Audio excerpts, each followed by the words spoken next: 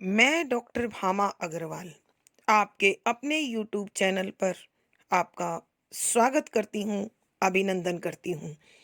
आइए प्यारे बच्चों, आज हम साठोत्री हिंदी कविता के जाने माने सुप्रसिद्ध कवि श्री लीलाधर जगूड़ी जी द्वारा रचित वृक्ष हत्या नामक कविता का अध्ययन शुरू करते हैं।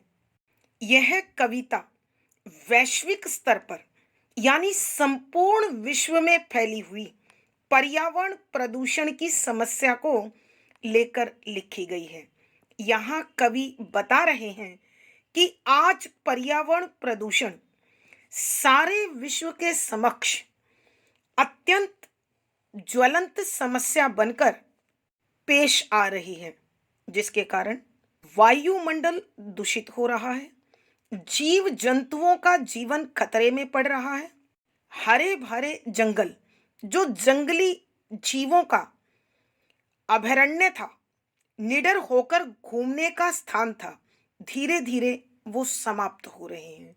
यहाँ कवि विकास की इस दौड़ में निरंतर कटते हुए वृक्षों के प्रति अत्यंत संवेदनशील हैं और वह वृक्षों से सहानुभूति रखते हुए यहाँ अपने मन के दर्द को व्यक्त कर रहे हैं कि कटते हुए वृक्ष रुकने चाहिए। आज सभ्यता के नाम पर मनुष्य दिन प्रतिदिन वृक्षों के जीवन को खतरे में डाल रहा है और वह न सिर्फ वृक्षों को काट रहा है, बल्कि अपने जीवन के सुरक्षा कवच को भी भंग कर रहा है। कवि बताते हैं कि वर्तमान समय में मनुष्य अपने स्वार्थ को पूर्ण करने के लिए वृक्षों को एक फल फूल पत्तों से भरा हरा भरा वृक्ष न देखकर महज लकड़ी के रूप में देखता है। केवल उसे लकड़ी समझता है और अपने लिए, अपने स्वार्थ के लिए इन वृक्षों की हरियाली को, उसके सौंदर्य को समाप्त करने के साथ साथ इन वृक्षों को भी काट रहा है। इन वृक्षों के कटने से बेचारे पक्षी अपने निवास के लिए, अपने घोंसलों की रक्षा के लिए इन वृक्षों के कटने पर दर्द पैदा कर देने वाला क्रंदन करते हैं। कवि खुद स्प्रिंगदार कुर्सी पर बैठकर उस कुर्सी के सामने टंगे हुए उस चित्र को देखकर भावुक हो जाते हैं, जो बसंत का चित्र है, जिसमें बसंत ऋतु में प्रकृति के सौंदर्य को दिखाया गया है। वहां एक ठूंठ को देखकर कवि का मन उसके प्रति सहानुभूति से, संवेदना से भर जाता है। कवि को लगता है कि यह वो ठूंठ है, यह वृक्ष बहुत जल्द अपनी आंखें बंद करने जा रहा है। सभ्यता और संस्कृति का प्रचार करने वाले आदमी से मिलकर जब कवि वापस लौट रहे थे, तो उन्होंने देखा कि एक वृक्ष जो बड़े लंबे समय से ठूंठ था, अपने आप से संघर्ष करता हुआ एक बार दोबारा हरा भरा होने लगता है। उसमें टहनियां फूट पड़ती हैं, उन पर पत्ते लग जाते हैं। उस वृक्ष की हरियाली ने सभ्यता के प्रचारक के मन में मक्कारी को पैदा कर दिया। उसका जो तपस्वी चेहरा दिखाई दे रहा था, जो वृक्षों के लिए बड़ी भावनामय बात कर रहा था, वहां धूर्तता शामिल हो जाती है और वह फिर उस वृक्ष की हरियाली को नष्ट करने के लिए तैयार हो जाता है। वह उस वृक्ष की टहनियां और पत्तों को देखकर कहता है कि इन पत्तों से, इन टहनियों से बहुत सुंदर बंधनवार बनाए जाएंगे और इसकी लकड़ी से मंच बनेगा, सिंहासन बनेगा और इस वृक्ष की कीमत बढ़ जाएगी। इसलिए वह इस वृक्ष पर कुल्हाड़ियों से वार करने से पूर्व जब उस कुल्हाड़ी की धार को तेज कर रहा था, तो पक्षी अपने घोंसलों को नष्ट होता हुआ देखकर, अपने बच्चों का निवास स्थान छीनता हुआ देखकर उसके निकट आए और बुरी तरह शोर मचाने लगे। तब वह सभ्यता का प्रचारक कवि से कहने लगा कि सुनो, यह पक्षियों का मधुर स्वर सुनो, इनकी मधुर आवाज सुनो, इनका समूह गान सुनो। तब कवि का मन सहानुभूति से भरकर, संवेदना से भरकर उससे कहता है कि यह पक्षियों का समूह गान नहीं, उनका मधुर गीत नहीं, बल्कि यह पक्षियों का अपने घोंसलों के लिए होने वाला विलाप है। तुम इस वृक्ष में फूल फल पत्ते देख रहे हो, इसकी टहनियां देख रहे हो, लेकिन इन पक्षियों के लिए यह वृक्ष जीवन है। इनका जीवन इस वृक्ष की हरियाली पर टिका हुआ है। जब कवि सभ्यता के प्रचारक को वृक्ष, उसकी टहनियां, फल फूल पत्ते काटने की योजना बनाते हुए देखता है, तो उसका खून और उसका मन आक्रोश से भर जाता है और कवि अपने खून को संबोधित करते हुए कहता है कि हे मेरे रक्त, हे मेरे खून, तू उछल, तू उबल और इस छली के कार्य में, इस मक्कार के कार्य में, इस धोखेबाज के कार्य में बाधा उत्पन्न कर दे, ताकि यह इस वृक्ष की हरियाली को और इस वृक्ष के जीवन को नष्ट ना कर पाए। फिर कवि स्वयं महसूस करते हैं कि मेरा जीवन तो वैसे ही उथल पुथल से घिरा हुआ है, अर्थात मेरे जीवन में पहले ही बहुत अधिक आक्रोश है, पीड़ा है। क्या वो इस वृक्ष की पीड़ा से कम है? अर्थात कवि के कहने का भाव यह है कि जो वैश्विक स्तर पर पर्यावरण प्रदूषण फैला हुआ है, यह समस्या केवल वृक्षों तक निहित नहीं है। इससे समूची मानव जाति, समूचा जीव जगत प्रभावित हो रहा है। सारा वायुमंडल इससे दूषित हो रहा है और प्रत्येक तत्व जो इस संसार में जुड़ा हुआ है, इन वृक्षों के कटने से, इन वृक्षों के नष्ट होने से प्रत्येक के जीवन पर दूषित प्रभाव पड़ रहे हैं। अतः इन दुष्प्रभावों को रोकने के लिए वृक्षों को कटने से रोकना अत्यंत आवश्यक है। आइए प्यारे बच्चों, हम कवि के इन्हीं भावों से भरी कविता का अब अध्ययन आरंभ करते हैं। पद संख्या 1। मुझे ही देखने पड़ेंगे अपनी छोटी छोटी आंखों से बड़े बड़े कौतुक। मैं ही हूं वह स्प्रिंगदार कुर्सी के सामने टंगा हुआ बसंत का चित्र। मुझे ही झाड़ने पड़ेंगे सब पत्ते, मुझे ही उखाड़नी पड़ेगी एक एक ठूंठ की गई गुजरी आंखें। प्रसंग प्रस्तुत पद हमारी हिंदी की पाठ्य पुस्तक समकालीन हिंदी कविता में संकलित साठोत्तरी हिंदी कविता के जाने माने सुप्रसिद्ध कवि श्री लीलाधर जगुड़ी जी द्वारा रचित वृक्ष हत्या नामक कविता से लिया गया है। संदर्भ, यहाँ कविवर वैश्विक स्तरीय पर्यावरण प्रदूषण की समस्या को विषय बनाकर यहाँ वृक्षों के प्रति अपनी सहानुभूति जता रहे हैं। कवि बताते हैं कि मानव अपने स्वार्थ में अंधा होकर दिन प्रतिदिन वृक्षों को, जो कि इस धरती का सौंदर्य है, जो इस प्रकृति के संतुलन का आधार है, उन्हें केवल लकड़ी समझकर काट रहा है। यहाँ कवि एक उस प्रसंग का उल्लेख कर रहे हैं जब कटते हुए वृक्ष को देखकर पक्षी अपने घोंसलों को बचाने के लिए, अपने जीवन को बचाने के लिए विलाप कर रहे हैं। कवि उसी स्थिति का बड़ा कारुणिक चित्रण करते हुए कहते हैं कि व्याख्या, शब्दों के अर्थ आवश्यकता के अनुसार मुझे ही देखने पड़ेंगे अपनी छोटी छोटी आंखों से बड़े बड़े कौतुक। कौतुक ऐसा तमाशा जो हैरान कर देने वाला है। यहाँ कविवर लीलाधर जगुड़ी जी एक वृक्ष की पीड़ा का उद्घाटन करते हुए कहते हैं कि अब मुझे अपनी इन छोटी छोटी आंखों से बड़े बड़े तमाशे देखने पड़ेंगे।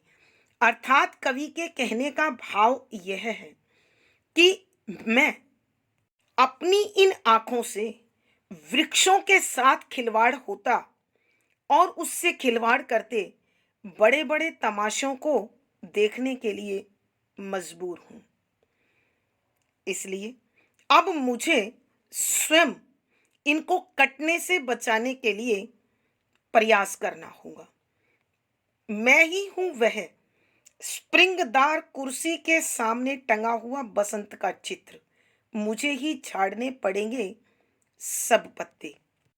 यहाँ कवि की स्प्रिंगदार घूमने वाली कुर्सी के सामने एक ऐसा चित्र टंगा हुआ है जो बसंत ऋतु से जुड़ा हुआ है, जिसमें बसंत का सौंदर्य दिखाया गया है, दर्शाया गया है।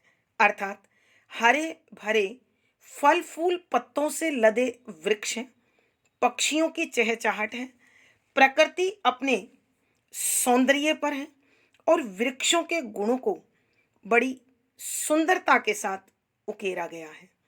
तो वह चित्र अब पृथ्वी पर घटते हुए वृक्षों के कारण कवि को लगता है कि कवि से बात करते हुए कहता है कि अब मैं जो बसंत का चित्र हूं, मुझे ही अपने पत्ते झाड़कर अन्य ऋतुओं का परिचय देना पड़ेगा, क्योंकि प्रकृति में निरंतर घटते हुए वृक्ष प्रकृति के सौंदर्य का दर्शन कैसे करा पाएंगे।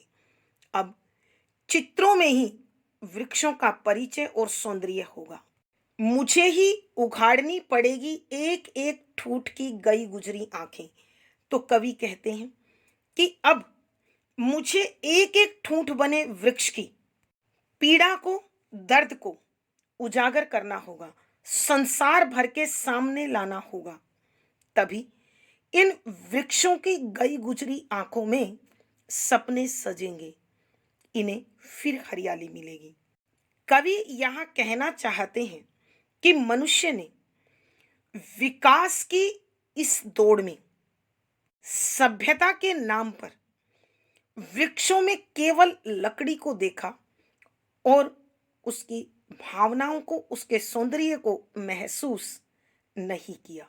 इसलिए उसने इन वृक्षों की टहनियों को, पत्तों को, फल फूल को काटकर उसे ठूंठ बना दिया और संसार भर के लोग मात्र इस विनाश को एक तमाशे के रूप में देखते रह गए।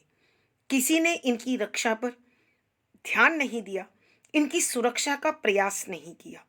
आइए बच्चों, हम एक बार फिर इस पद की व्याख्या करते हैं। यहाँ कविवर श्री लीलाधर जगुड़ी जी एक वृक्ष की जो ठूठ बन रहा है उसकी पीड़ा का वर्णन करते हुए कहा है कि मुझे ही देखने पड़ेंगे अपनी छोटी छोटी आंखों से बड़े बड़े कौतुक, कि अब मुझे अपनी इन छोटी छोटी आंखों से इन पेड़ों के जीवन से जुड़े बड़े बड़े हैरान कर देने वाले तमाशे देखने होंगे। अर्थात सभ्यता का विकास और इस विकास के ठेकेदार निरंतर वृक्षों के जीवन से जो खिलवाड़ कर रहे हैं, उस खिलवाड़ को मुझे पीड़ा से भरकर इन्हीं आंखों से देखना होगा। मैं ही हूं वह स्प्रिंगदार कुर्सी के सामने टंगा हुआ बसंत का चित्र, कि कविवर कहते हैं कि मैं जिस स्प्रिंगदार कुर्सी पर बैठा हुआ हूं, इसके सामने एक चित्र है जो बसंत ऋतु से जुड़ा हुआ है। जिसमें हरे भरे वृक्ष हैं। वृक्षों से जुड़ा प्रकृति का सौंदर्य है। उन वृक्षों का जीवन प्रकृति की सुंदरता का आधार है। अब वही चित्र मानो कवि से कह रहा हूं, मुझे ही झाड़ने पड़ेंगे सब पत्ते कि अब पतझड़ आने पर, क्योंकि पृथ्वी पर निरंतर वृक्ष घट रहे हैं, तो बहुत जल्द वो समय होगा जब वृक्ष नहीं होंगे। तो ऐसे में हम चित्रों को ही, तस्वीरों को ही वृक्षों का कार्य करना होगा। इसलिए पतझड़ आने पर मुझ चित्र के ही पेड़ों से पत्ते झड़ेंगे। मुझे ही उघाड़नी पड़ेगी एक एक ठूंठ की गई गुजरी आंखें, कि कविवर कहते हैं कि अब मुझे लगता है कि जितने भी वृक्ष सभ्यता के ठेकेदारों ने ठूंठ बना दिए हैं, उनकी गई गुजरी आंखों को अब मुझे ही खोलना होगा। अर्थात कवि के कहने का भाव यह है कि मैं प्रत्येक उस ठूंठ की पीड़ा का, दर्द का संसार के सामने प्रस्तुतिकरण करूंगा, उसे प्रकट करूंगा, ताकि संसार इन वृक्षों के महत्व को समझे और कवि सभ्यता के इस दौर में मानव को सचेत करते हुए कहता है कि मानव ने अपने स्वार्थ से भरकर इन वृक्षों में जो केवल लकड़ी को देखा है, इसमें समाये लोगों के जीवन के आधार को नहीं देखा, प्रकृति के संतुलन को नहीं देखा, जीव जंतुओं के जीवन को नहीं देखा। वह केवल इनके पत्ते और टहनियों को बंदरवार बनाने के लिए और इसकी लकड़ी को सिंहासन, मंच, कुर्सी, मेज आदि बनाने के लिए प्रयोग करने के लिए निरंतर पेड़ों को काट रहा है। और संसार भर के लोग कटते हुए वृक्षों के कारण प्रकृति के होते हुए विनाश को केवल अपनी आंखों से तमाशा बनकर देखते रहते हैं और इन कटते हुए वृक्षों को रोकने का कोई प्रयास नहीं करता है। भावार्थ, कवि के कहने का भाव यह है कि जो सभ्यता प्रकृति की कीमत पर प्राप्त हो, वो सभ्यता विनाश है, विकास नहीं। और प्रकृति की रक्षा के लिए वृक्षों का जीवन अत्यंत आवश्यक है। विशेष यहाँ कविवर वैश्विक समस्या पर्यावरण प्रदूषण को उजागर कर रहे हैं और वृक्षों की अंधाधुंध कटाई पर रोक लगाना चाहते हैं। यहाँ कवि बताना चाहते हैं कि मानव वृक्षों में केवल लकड़ी देखता है और पक्षी जगत अपने जीवन और अपने घोंसलों की रक्षा के लिए विलाप करते हैं। यहाँ सरल, सहज, प्रवाहमयी खड़ी बोली का प्रयोग है। करुण रस प्रसाद गुण है। संवादात्मक शैली का निर्वाह हुआ है। मुक्तक छंद गे शैली है। यहाँ इन पंक्तियों में अनुप्रास, पुनरुक्ति प्रकाश, मानवीकरण आदि अलंकारों का सुंदर सटीक प्रयोग हुआ है। पद संख्या 2। सभ्यता फैलाने वाले एक आदमी से मिलकर ऐसा सोचते हुए मैं जब लौट रहा था, 15 तारीख वाले दुर्भाग्य की बगल में देखा कि एक पेड़ अपने युद्ध में हरा हो रहा है। मेरे सामने मक्कारी में बदल गई सभ्यता फैलाने वाले चेहरे की तपस्या। प्रसंग पूर्ववत संदर्भ, यहाँ कविवर विश्व स्तर पर फैली पर्यावरण प्रदूषण की समस्या पर सबका ध्यान आकर्षित करना चाहते हैं और वृक्षों की जो अंधाधुंध कटाई हो रही है उसे रोकने का प्रयास कर रहे हैं।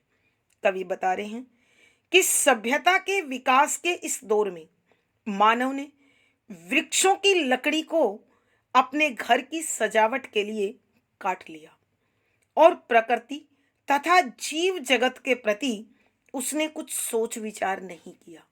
कवि इसी के प्रति चिंता जताते हुए लिखते हैं कि व्याख्या शब्दों के अर्थ आवश्यकता के अनुसार सभ्यता फैलाने वाले एक आदमी से मिलकर यहाँ कविवर लीलाधर जगूड़ी जी बताते हैं कि सभ्यता के प्रचारक कटते हुए वृक्षों पर बड़े बड़े भाषण देते हैं, सभ्यता और संस्कृति के विकास का ढिंढोरा पीटते हैं। जब मैं भी इस प्रकार एक सभ्यता के प्रचारक से मिला तो यह सोचने पर मजबूर हो गया कि यह सभ्यता का कैसा विकास है जिसमें वृक्षों के जीवन को और जीव जगत को खतरे में डाल दिया है। 15 तारीख को इस सभ्यता के प्रचारक ने निरंतर कटते हुए वृक्षों को 15 तारीख को इस सभ्यता के प्रचारक ने वृक्षों की अंधाधुंध कटाई को मानव समाज की बदकिस्मती बताया और इनकी अंधाधुंध कटाई की रोकने पर बड़ा लंबा चौड़ा भाषण भी दिया। लेकिन अभी 15 तारीख बीती ही थी। 15 तारीख वाले दुर्भाग्य की बगल में, दुर्भाग्य बदकिस्मती बुरा भाग्य, बगल पास में कि कविवर कहते हैं कि जिस 15 तारीख को इस सभ्यता के प्रचारक ने वृक्ष की बदकिस्मती का रोना रोया था और मानव के व्यवहार पर प्रश्न चिन्ह लगाया था, दुर्भाग्य से उसी 15 तारीख के पास मैंने देखा कि एक पेड़ जो बड़े लंबे समय से ठूंठ बना हुआ था, जिसे इस सभ्यता के प्रचारक ने ही शाखाएं और पत्ते काटकर ठूंठ बना दिया था, वह अपने आप से संघर्ष करता हुआ हरा भरा होने लगा। और जैसे ही इस ठूंठ पर शाखाएं निकलने लगी, पत्ते उगने लगे, तो इस सभ्यता के प्रचारक के चेहरे पर जो वृक्षों की रक्षा के लिए तपस्या दिखाई दे रही थी, अचानक वो तपस्या धूर्तता में, मक्कारी में बदल गई।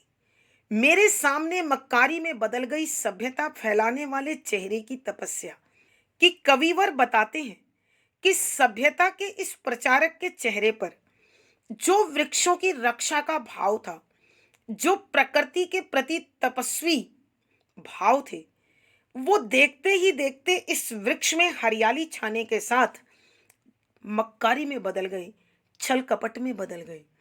और फिर इस सभ्यता के प्रचारक के मन में इस वृक्ष की शाखाओं, पत्तों, फल फूल के प्रति लालच उत्पन्न हो गया और वह फिर इसे ठूठ बनाने को उतारू हो गया।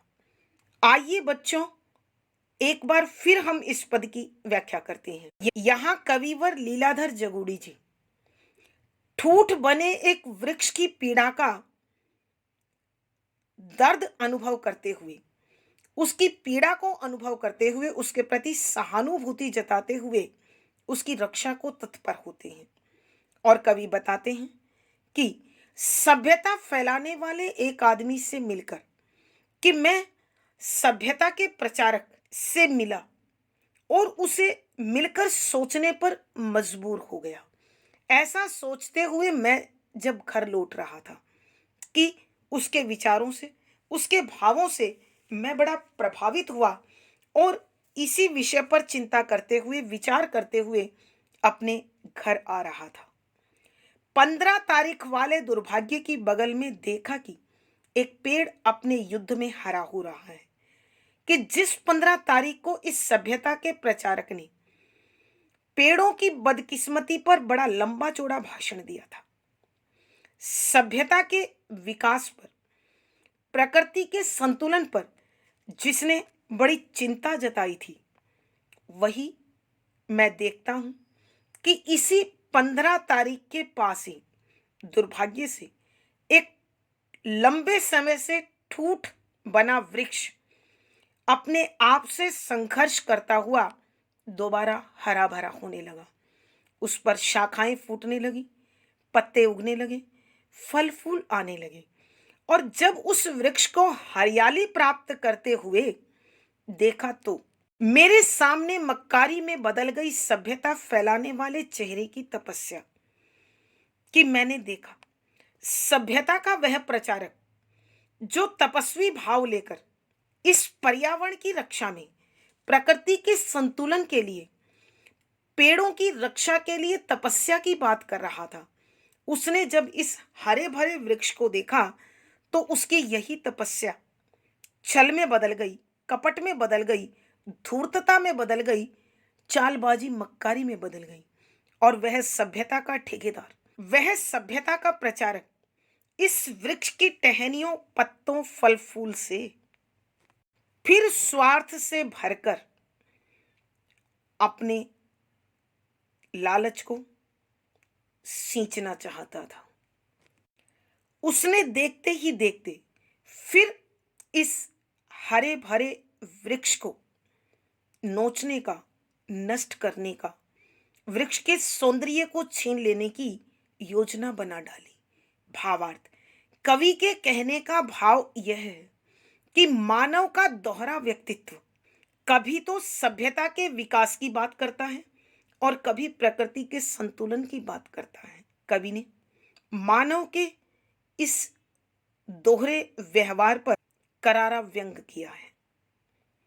विशेष यहाँ कवि ने सभ्यता की बातें करने वाले व्यक्ति के दोहरे चरित्र को उजागर किया है। सरल सहज परवाहमयी खड़ी बोली है, करुण रस है, प्रसाद गुण है। यहाँ कवि ने संवादात्मक शैली का निर्वाह किया है, मुक्तक छंद में रची गई कविता है। यहाँ अनुप्रास, मानवीकरण आदि अलंकारों का सुंदर सटीक प्रयोग हुआ है। आज की कक्षा में प्यारे बच्चों इतना ही। अगली वीडियो में फिर मुलाकात होगी। आशा है पढ़ा गया विषय आपको समझ में आया होगा और आप अवश्य ही वृक्षों की रक्षा को तत्पर होंगे, ऐसा मेरा विश्वास है। आप अपने भाव व विचार कमेंट बॉक्स में लिखें। वीडियो को लाइक करें, शेयर करें और चैनल सब्सक्राइब करें।